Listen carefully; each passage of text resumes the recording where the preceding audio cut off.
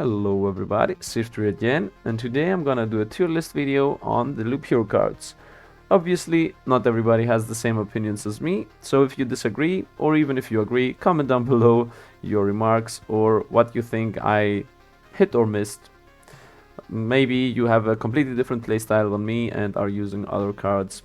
But anyway, before I start, I would also like to announce that I have an idea about what I can do on Loop Hero. I will announce it at the end, and I would also like to know your opinion about that. So let's get this started.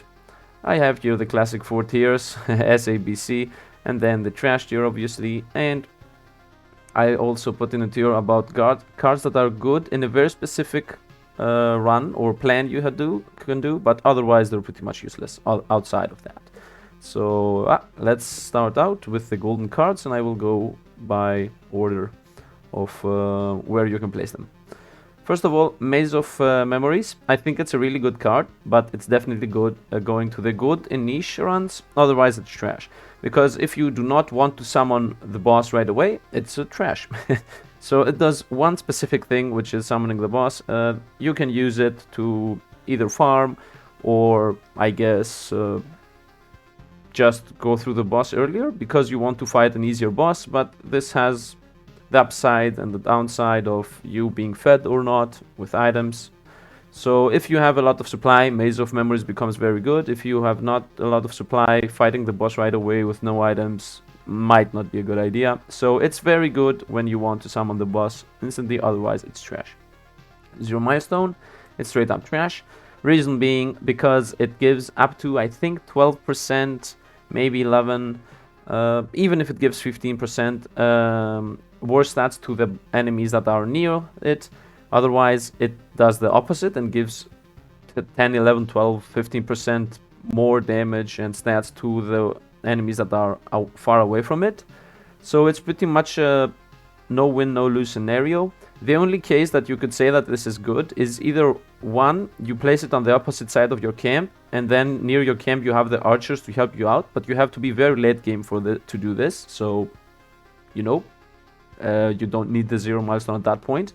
And otherwise you can maybe place it near the end of the loop, so that in the beginning you fight hard enemies, and then near the end you can have some time to fight easier enemies and maybe fight the boss. I don't know, it's really not a good item. Nobody uses this card, so yeah, there's that. Ancestral Crypt, I will go for good in niche run, otherwise trash. Because, well, this is definitely starting controversies here, but the reason being is because it pretty much works only on Necro or in very, very long runs. So if you are going to go for a long farm run or something, then it's good. Otherwise, it's going to cut out more than it gives you. You will be with less HP if you use it, because the armors give you something like 1000 sometimes, or even 800, and you have to kill too many monsters for this to pay off. This works only if you are gonna go for an ultra late game farm run, or maybe Necro. So in the Necromancer this does something. In my opinion, it's good if you have a plan, otherwise it's trash. So Arsenal I will put in A. Actually, yeah, I will put it in A. Mostly, for now, let's put it in B, because it's actually really good on the rogue. On the warrior, it's 50-50 if it's good or not. I think it's good. On the necro, it's mostly not. Yeah, let's go to A. Actually, it is good on necro too, because you can get one more skeleton through the shield. And on the warrior, I think on the warrior it's the worst case because you get the retaliation, but even retaliation is fun. So Arsenal, all in all, I think is good. It's definitely good on the rogue. Even the stats you lose, the 15% of the stat loss, because you get one more item slot, you can regain some part of that stat loss over there. So I think Arsenal overall is good. Maybe it spreads out a bit of your items you get and find, but I believe Arsenal is actually worth it. So let's go to the field tiles.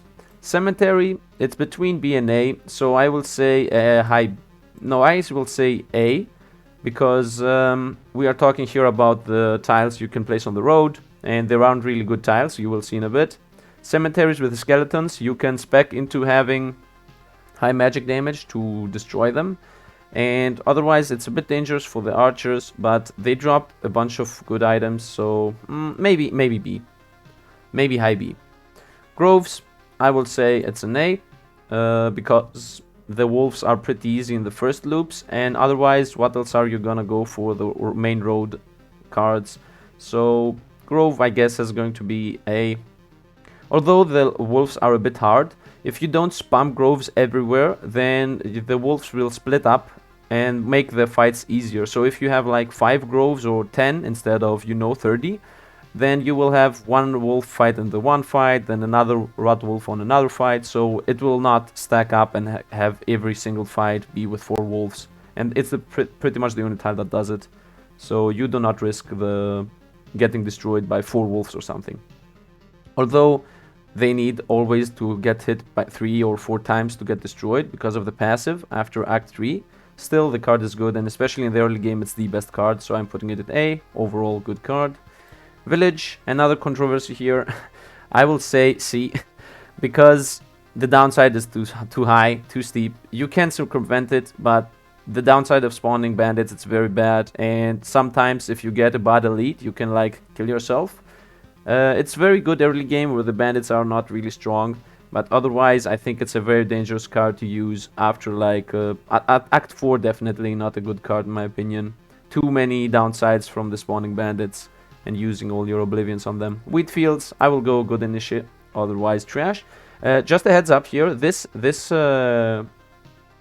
rank here in my opinion is better than C. I just have it here because it's on other side. Wheat fields you will use when you, in my opinion, you can use them if you will go for a fake village run. If you go for a fake village run, then wheat fields are actually good because they spawn these small enemies which you can kill easily.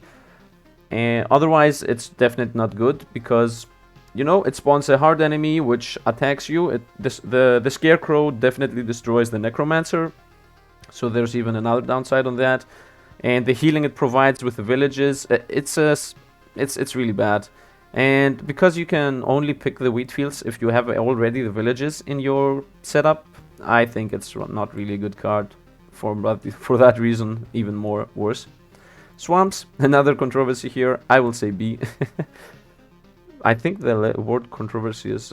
I will say hot take. So another hot take here, I will go with Swamp B, because you can combine it with the Vampire to make the fight easy. Although they have a high avoidance chance to evade, you don't care about it, because after 7 hits, they will explode and pretty much give you a free win on the fight.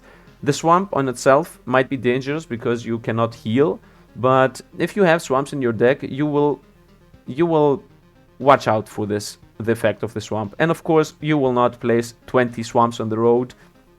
You will just place, I guess, 10. So if you place them correctly, you should not have a problem with the swamps. At least that's my opinion. I mean, there aren't really that good road tiles anyway. And here we are at the ruins again, which are good in the niche. Otherwise, they are trash. They have the worst enemies to fight against. They are only good if you have a Blood Grove in the deck. Therefore, obviously, the niche part of this. So you need to have very specific things going on to use the ruins. Otherwise, you would never just use them randomly just to have another tile in the deck. So that's why also the groves and these places, because there aren't really any good field tiles, road tiles. Okay, so let's go over to the side tiles. Let's start with the Blood Grove, which in my opinion is an A. The enemy that it spawns is actually really good because it drops a lot of cards. It might not be good for the rogue, but for the other two it's pretty good. And it also gives you pretty much a 15% damage boost because of the enemies losing HP. It's actually more than 50% damage boost, the way the math works out.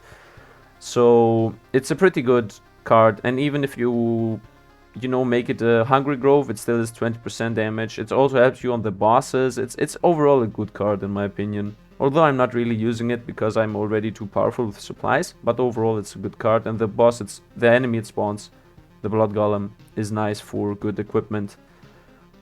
So Bookery is the first S card here.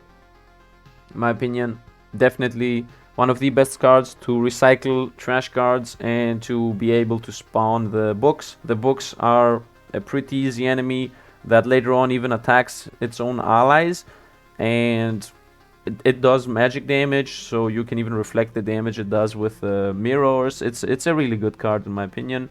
It's one of the best tiles to play down.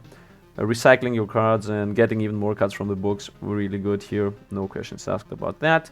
Road Lantern, I think it's obvious. It's good in a niche, like infinite runs, but otherwise, infinite farm runs is pretty much the only way you use this Road Lantern in combination with the ruins here.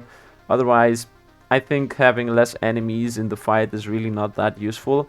You can just not play a card if you want to have less enemies. Just don't place another grove. Why would you place a Road Lantern and 2 groves if you can just place 1 grove? So yeah, Road Lantern not really that good otherwise. Spider Cocoon, I think is S again, because the enemies are pretty easy. Mostly the Necromancer has a problem with the spiders because the skeletons attack very slowly. But otherwise, the spider I think is one of the best cards to get early on in a loop. You spawn spiders every round, if I remember correctly, every day change, and also they drop a bunch of cards and are easy to kill. So yeah, Spider Cocoon, very good. Vampire Mansion, I'm between A and S. I will go with a very high A, because S is too high I think for Vampire Mansion, but the Vampire Mansion is also a good card in my opinion. The vampires are a bit on the harder side, but because you can spread them out, you can just have like 10 Vampire Mansions in the whole map, and you are already having vampires everywhere. It's also a very good card to combine with the village. So, I mean, village would go over here if I would say that the village is only good with Vampire Mansion. So, all in all, improving the villages and also spawning vampires everywhere is pretty good in my opinion. It also makes the swamp even better. So, overall, I say vampires are high. Battlefields are also high, but I think it's below Bloodgrove. It does nothing for the rogue, which is the best class in the game, but that's not the real reason. The ghost can actually one-shot you if you are a bit unlucky, so that's a bit of danger. The chest is very nice though, so that's why it's an A, because it's pretty much a free chest, but it being a roadside tile makes it compete with very good cards anyway, so that's the reason it's back here. Smithy's Forge, I would say, is a B. The enemy it spawns actually is easy only for the Necromancer. The other 2 classes take some time to destroy it, but the 20% damage reduction it gives you is pretty good. And you can just use a Smithy's Forge in places where the enemy cannot spawn. Like, actually, there aren't really places the enemy cannot be spawned. Well, still, 20% damage reduction is good. 20% damage reduction is actually really good. Otherwise, I think you would not use it. I mean, there are so many road tiles, side road tiles in front of it in the tier list, so I don't think you will ever use it other than very specific, maybe in the earlier loops or something. But I think still that Smithy's Forge is a good card. Chrono Crystal, everybody's expecting this. It's good in a niche, and when I say niche, I mean pretty much a slime run.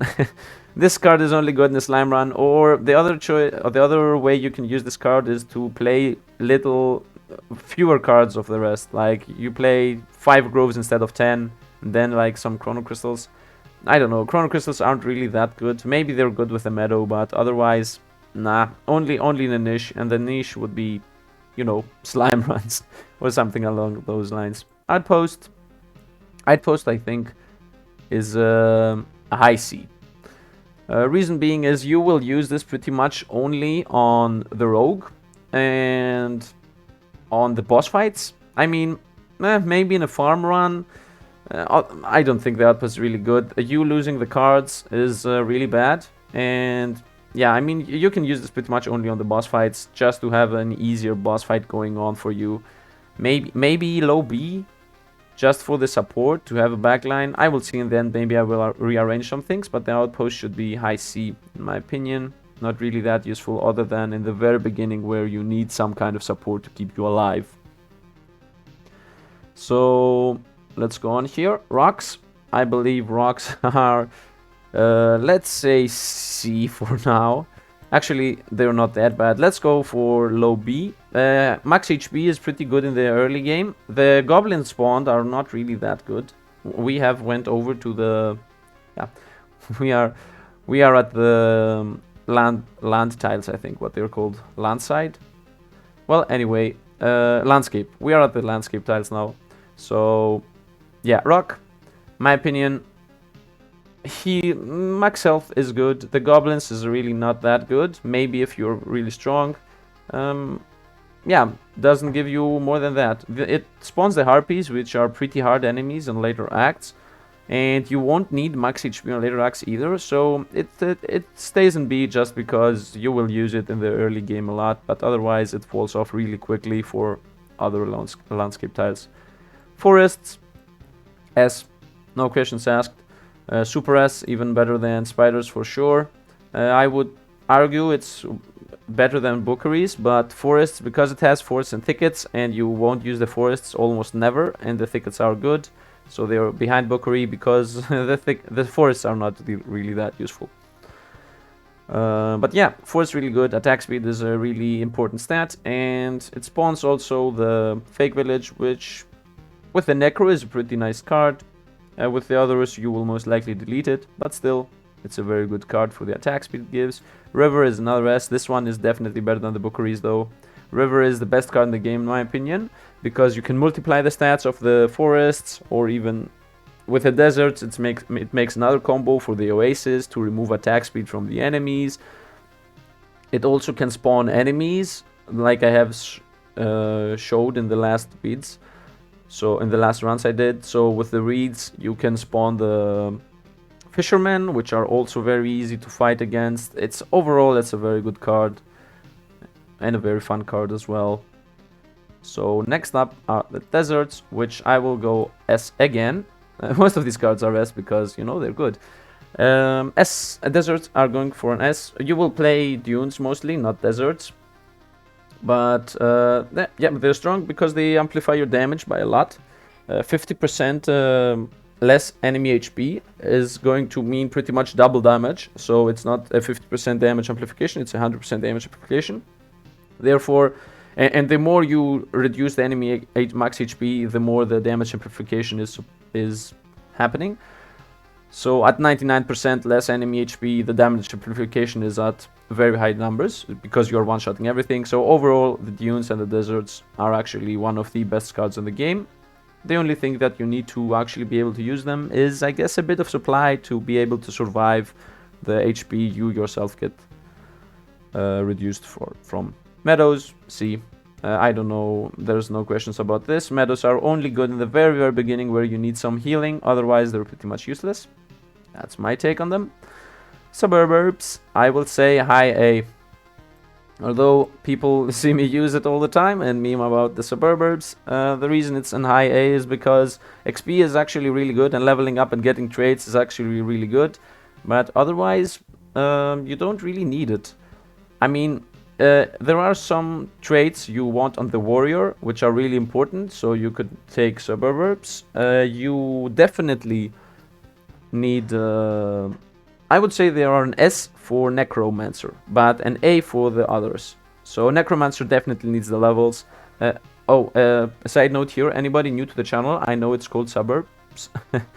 It's just a meme. Anyway, so yeah. Suburbs, A class here, only for necro I would say S, otherwise A for the rest. But I still pick them up most of the time because I like leveling up the character and getting passives. It's more fun. They are fun, but not very strong.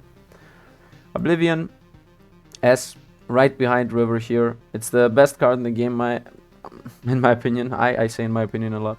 So Oblivion, one of the best cards of the game. Because first of all, you can delete trash, like the forest, whatever it spawns. Not first of all, that's the reason. The reason it's the best card in the game is because you delete trash like the fake village or the goblin camps, or even the Lich of the Act 4. Whatever he spawns too many for you to be able to control them fast enough. So Oblivion, the best card in the game. And the second reason it's the best card in the game is also because, we are at this point, we are at the we are at the special cards, I guess. Yeah, the second reason it's the best card of the game is coming up right now. So Beacon, off to you with good and niche run, otherwise trash. Because if you don't need the beacon for the attack speed or the movement speed, it's pretty much useless. And the movement speed is actually completely useless other than infinite run. The attack speed is helping even the enemies, so that's the downside. I have been told that the spider reducing your... no, I have been told that if you waste all your stamina because of having too high of attack speed, the beacon multiplies your attack speed and you keep some of it. So maybe that's how you use the beacon, but otherwise I don't think it's worth it in any case. Storm Temple, same as the other one. It's a good in a niche, so if you have mirrors, it's a pretty good item, but otherwise you just lose HP for no reason. Sometimes, the enemies are infinite, so if you fight 100 enemies and most of the lightnings hit the enemies, even if you get hit by only 10 lightnings and the other, whatever, 500 lightnings hit the enemies, you still get hit by 10 lightnings for no reason if you don't have the mirrors. If you have the mirrors, then you are in the niche category, and yeah, you can just put the Storm Temple in. Otherwise, it's definitely trash. It's also too slow to actually do anything for you. So yeah, there's that. And you also have to have defense to even be able to do a lot of damage with it. So there are too many things happening with the Storm Temples for them to be useful. Temporal Beacon, good in a niche, otherwise trash. Good in a niche because if you want to have days pass very fast, they're good. But if you fight the time watchers, then the time goes to the opposite direction. So you have to use vampires in combination with the temporal beacon to not have the time watchers spawn. The time watchers are definitely a bad enemy. If you don't have damage to all, most of the time they just buff their allies and then escape. So many downside on temporal beacon. Again, in my opinion, not really worth it. Only if you want to have days pass fast or with some combination of other things. Otherwise trash. And treasury, I would put it here again, but obviously it's not that trash. So I will say treasury is a B, better than rocks, better than smithies, I think not better than swamps. Treasuries in B because it's nice to have some treasuries lined up and then right before the boss fight complete them and gain a bunch of equipment so that you can, you know, more easily defeat the boss. So that's actually the trick I like to do with the treasuries. And also you can use the treasuries to spawn a bunch of cards very quickly. So if you are like in the end of a loop, right before you pass the campfire and you want to spawn the boss right then and there, and you need like 10 cards but only have 5, you can close up your treasuries and they will give you a bunch of cards to play back to back, therefore summoning the boss. So it's a nice little thing. The gargoyles are mediocre creatures. I mean, they're not the strongest or not the weakest either, so that's also not a downside on that aspect of the treasury. So I'm pretty happy about the treasury here. Let's see, now that I have placed everything down, let's see if I should reevaluate something. Maybe... no, I don't think I should. Maybe the Smithish Forge behind the rock. Maybe. Actually, yeah, maybe only this. The enemy it spawns, it's a bit hard to fight, but otherwise I still believe 20% damage reduction is pretty nice to have. Otherwise, I think this is it. Maybe I have too many cards here on the higher side of things, but I like many cards. If I would do something, I would maybe do like something like this, or even this. That would be the only changes I would do, but I still think these are, yeah, this is my opinion. I mean, I'm not using these cards almost at all. Actually, these should go up.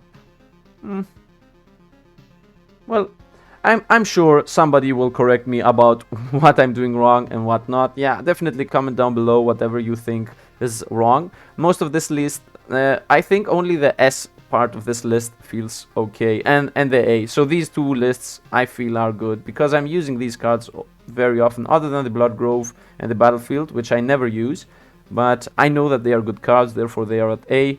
I don't use them because I play mostly rogue, so Battlefield's useless, and Blood Grove I don't need it because I'm too strong already, but I can realize that these cards are really good. So yeah, there you have it. That's my tier list, and now time for the idea. So let me tell you the idea I have. I found that you can change some things in the variables file and make only one card spawn. So I can make my deck be only spider cocoons, for example, or be only rocks and nothing else. So I can do that and do some very crazy and weird runs, because a lot of people tell me to try a fake village run only, but if you play the game normally, you can spawn about 6, maybe 7,